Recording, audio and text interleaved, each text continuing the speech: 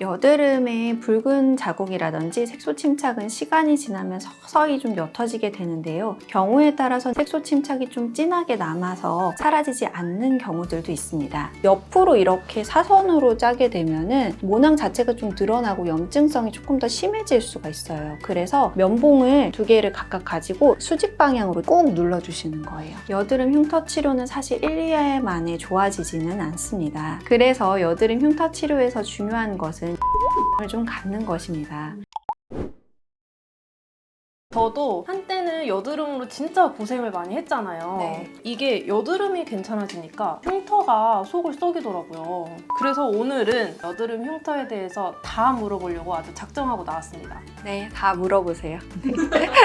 사실 여드름은 났을 때도 좀 스트레스를 많이 받기는 한데 여드름이 지나가고 난 뒤에 남는 붉은 흉터라든지 패인 흉터로도 좀 신경이 좀 많이 쓰이게 되죠.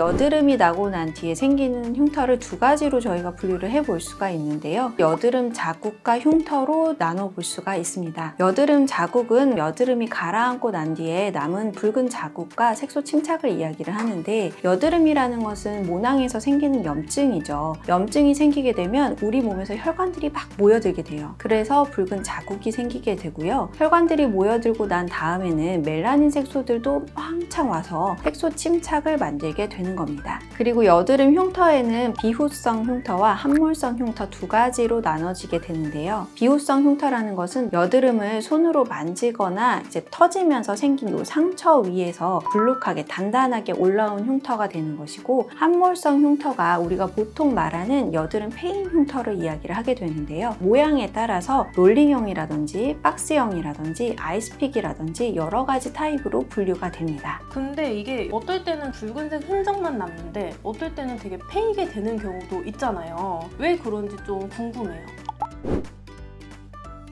이게 여드름의 종류에 따라서 좀 다른데요. 먼저 붉은 자국이 남는 경우에 대해서 얘기를 해볼게요. 아까 말씀드렸다시피 여드름은 염증 반응이라고 했죠. 혈관이 막 모여들면서 붉은 자국을 만들게 되고, 멜라닌 색소가 그 뒤에 좀 모여들게 되면서 검붉게 됐다가 최종적으로는 갈색의 색소 침착을 생기게 돼요. 이런 색소 침착은 사람마다 다르지만 여드름의 염증 반응이 심하거나 오래 갈 때 손으로 이제 긁는 행동이나 잡아뜯는 행동이 좀 반복될 때는 색소 침착이나 붉은 자국이 좀 잘 남게 됩니다. 그리고 제일 신경 쓰이는 흉터가 패이는 경우인데요. 여기 보시면 우리 피부는 피지선이 있는 이 중간층까지 진피층이 손상됐을 경우에는 피부 재생이 잘 되면서 패인 흉터를 많이 남기지 않게 됩니다. 하지만 염증 반응이 피지선을 넘어서 진피층 깊숙이까지 이루어져서 손상이 과하게 되면 패인 흉터가 발생할 가능성이 매우 높아지는 것이죠. 우리 몸이 재생 과정에서 콜라겐을 열심히 만들어도 이 패인살이 충분히 올라올 때까지 콜라겐을 만들지를 못하기 때문에 결국에는 패인 흉터로 남게 되는 것이죠.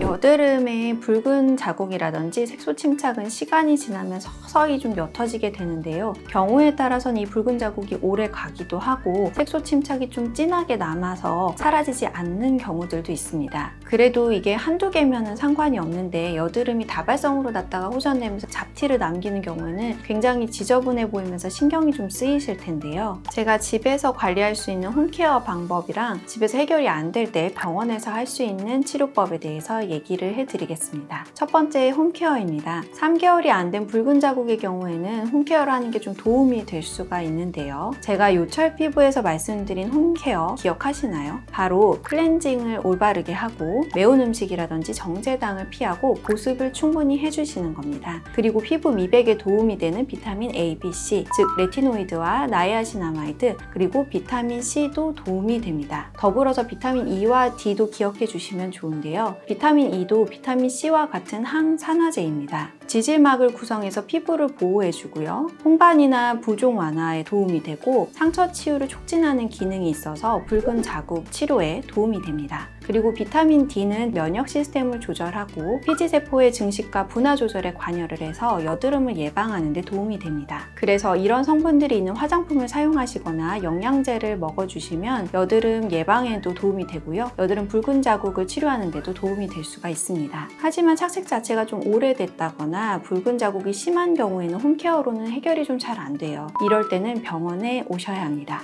여드름 붉은 자국과 색소 침착이 남은 상태는 혈관들이랑 멜라닌 색소들이 많이 모여있는 상태인데요. 그에 맞춰서 혈관 레이저라든지 레이저 토닝을 해주시는 것이 도움이 됩니다. V빔과 같은 혈관 레이저는 혈관이 과도하게 증식되는 것을 억제를 해주고요. 토닝 레이저는 멜라닌 색소 자체를 작은 입자 단위로 깨부수는 역할도 하고 진피층에서 콜라겐 형성에 도움이 됩니다. 그리고 흔적 치료를 하시면서 지성이거나 여드름성 피부이신 분들은 여드름이 또 다시 생기실 수가 있는데요.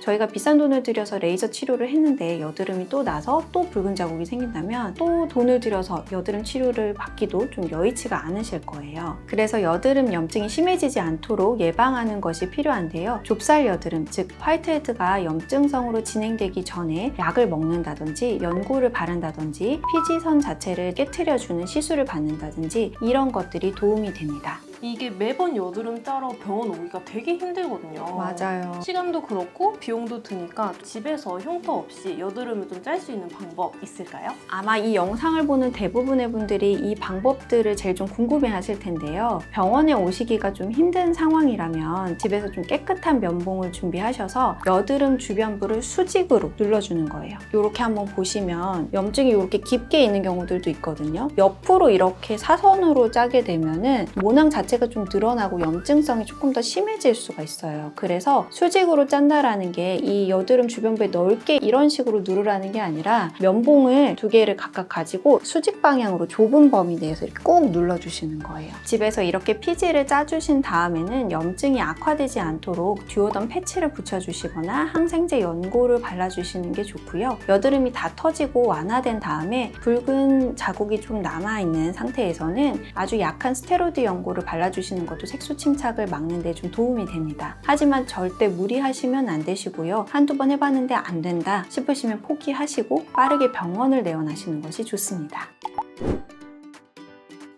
아마 많은 분들이 제일 스트레스 받는 게 페인 여드름 흉터일 겁니다. 페인 흉터는 롤링형이라든지 박스형이라든지 아이스픽이라든지 그 형태에 따라 좀 다양하게 분류가 되고 보통 복합적으로 나타나게 되는데요. 솔직히 말하자면 홈케어로 이 페인 흉터는 잘 낫지가 않습니다. 그리고 더 솔직히 말하자면 병원에 오셔서도 한두 번 만에 싹 다 낫고 그런 치료는 거의 없다고 보시면 돼요. 이 페인 흉터는 진피층의 함몰 때문에 생기게 되는 것인데요. 노스카나나 EGF 연고나 마데카솔 등의 연고는 콜라겐 생성에 좀 도움을 주고 피부를 재생시키는 데 좀 도움을 줄 수는 있지만요. 진피층 깊게까지 손상이 좀 심한 경우에는 이런 재생 연고를 바르셔도 도움이 굉장히 안 될 수가 있어요. 마데카솔이 효과가 없을 수가 있네요. 깊은 흉터에는. 네, 맞아요. 그래서 이미 흉터가 깊게 생겼고 시간이 어느 정도 지났다 하시면은 홈케어로 너무 무리하게 하시기보다는 병원을 내원하셔야 됩니다. 페인 흉터의 치료는 흉터 자체를 좀 파괴를 하고 재생을 유도하는 치료의 혼합이라고 보실 수가 있어요. 그래서 이런 치료의 종류로는 대표적으로는 혈액셔널 레이저가 있고요. 피부 속에서 열기둥을 만들어내서 흉터를 깎고 재생을 유도하는 방법입니다. 그리고 피코프락셀이랑 MLA 프락셀은 피부 속에서 LIOB라는 미세 구멍을 만들어서 진피의 재생을 유도하는 것이라고 볼 수가 있어요. 그리고 미세침을 이용한 고주파 시술 같은 경우에도 바늘로 구멍을 뚫어서 진피층 내에서 콜라겐 생성을 유도를 하면서 상처를 회복시키는 데 도움을 주는 원리입니다. 그 외에도 흉터 아래에 진피층에서 일종의 섬유 밴드 같은 게 생겨서 함몰된 흉터를 계속 당기고 있는 경우가 있어요. 이런 경우에는 주변부의 흉터를 깎아내고 새살이 생기게끔 유도를 해도 잘 차오르지 않을 때가 있는데요. 바늘을 이용해서 이 섬유 밴드를 끊는 것을 서브시전이라고 합니다. 그리고 함몰된 흉터 부위에 자가 콜라겐 생성에 자극을 유도하는 주베룩이라든지 히알루론산 덩어리인 필러를 주입해주는 것도 경과를 좋게 하는 한 가지 방법입니다. 또 화학적 필링으로는 도트필이라는 게 있는데 TCA 용액을 상처 부위에다가 발라주는 거예요. TCA 용액은 일종의 산성 용액인데요. 단백질을 응고시키고 인위적으로 화학적인 화상을 유도해서 상처가 새롭게 재생이 되도록 하는 용액입니다. 이거를 바르는 거를 도트필이라고 하고요. 주사를 이용해서 흉터에 직접적으로 주입하는 거를 TCA 크로스라고 합니다. 붉은 흔적이랑 패인 흉터랑 같이 있는 경우가 많거든요. 그러면 이때는 어떻게 좀 치료를 받아야 될까요? 보통은 이렇게 두 가지가 같이 있는 분들이 많이 계시죠. 붉은 자국이나 색소 침착의 정도라든지 흉터의 타입에 따라서도 치료 방법이 좀 다를 거고 어떤 치료를 복합하느냐도 개개인마다 굉장히 좀 다를 수가 있어요. 다만 저 같은 경우에는 붉은 자국 치료를 좀 먼저 들어가는 경향이 있어서 V빔과 같은 혈관 레이저나 레이저 토닝 치료를 먼저 하고 흉터의 타입에 따라서 MLA 프락셀이라든지 미세층 고주파 시술이라든지 주베룩, 서브시전 같은 주사 시술들을 같이 좀 진행하고 있습니다.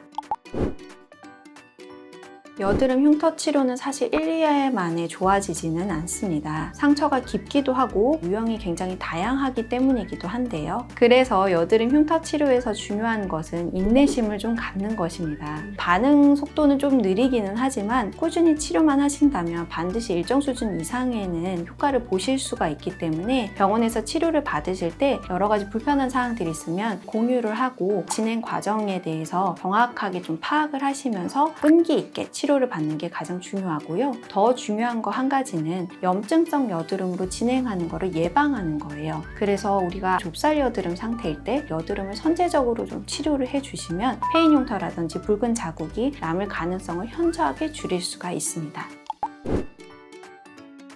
오늘은 저희 여드름 흉터에 대해서 알아봤습니다. 여드름 흉터는 크게 여드름 자국, 붉은 자국과 색소 침착, 그리고 기호성과 함몰성 흉터로 나눠진 여드름 흉터 두 가지로 나눠볼 수가 있어요. 붉은 자국이든 함몰성 흉터이든 사실 홈케어만으로는 치료가 쉽지가 않아서 병원을 한번 내원하셔서 상담을 충분히 받으시고 끈기 있게 치료를 받으시는 것을 추천을 드리고요. 가장 중요한 것 한 가지는 화농성 여드름으로 진행하기 전에 선제적으로 여드름을 예방하고 관리하는 자세가 필요하다는 것입니다. 감사합니다.